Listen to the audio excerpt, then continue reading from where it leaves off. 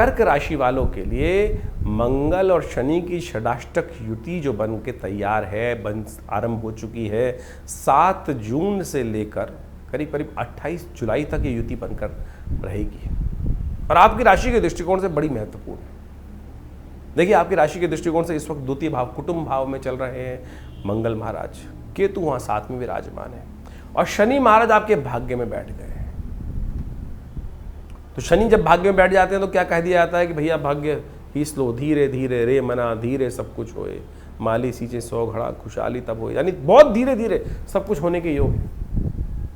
तो ऐसे में ध्यान रखने की आवश्यकता है कि आपको अपने भाग्य को सपोर्ट करना है। भाग्य आपका इस वक्त इस शनि षडाष्टक युति, एक तो भाग्य में बैठे हुए शनि और षडाष्टक युति, संसार के दृष्टिकोण से मंगल शनि का षडाष्टक होना कभी शुभ नहीं होता है।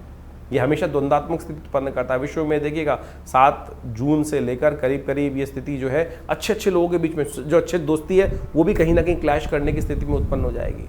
बड़बोलापन, जिह्वा, आपके साथ में मंगल के साथ केतु द्वितीय भाव में बैठने के कारण से जो भी बोलेंगे बहुत सोच समझ के बोलिएगा, कहीं ना कहीं मुख से कुछ गलत निकलेगा, कमिटमेंट होगा और वो कहीं ना कहीं आपको फंसा सकता है। इसलिए बहुत सोच समझ कर विचार कर ही बोलने की आवश्यकता है, नहीं तो दुर्भाग्य का योग बना सकते हैं, ग्रहों का योग। इस वक्त शनि मंगल महाराज द्वितीय भाव में बैठकर अपनी 8वीं दृष्टि से, मंगल की 3 दृष्टि मानी गई है, एक चौथी दृष्टि यानी अपने से जहाँ बैठता है वहाँ चौथे भाव को देखता है, फिर 7वें भाव को देखता है और फिर अष्टम भाव को भी देखता है। और द्वितीय भाव में बैठकर मंगल ने 8वीं दृष्टि शनि पर डाल रखी है, भाग्य पर दृष्टि डाल रखी है। केतु के साथ में वो स्वयं विराजमान है, तेज गति से चलने की जो उत्पन्न, हर चीज़ में बहुत जल्दी तेजी से करने के योग बना रहा है। तो ऐसे में अपने भाग्य को जगाने के लिए एक काम हम आपको बता रहे हैं कि ऐसे में बहुत सोच समझ के कार्य करने की जरूरत है। तुरंत कमिटमेंट नहीं चाहिए, धीरे धीरे। भाग्य शनि जब बैठा हुआ है ना, हर चीज़ को बहुत धीरे धीरे देगा, तो जल्दीबाजी मत कीजिएगा, मिलेगा बिल्कुल धीरे धीरे शनि महाराज देंगे। शनि आपकी राशि के दृष्टिकोण से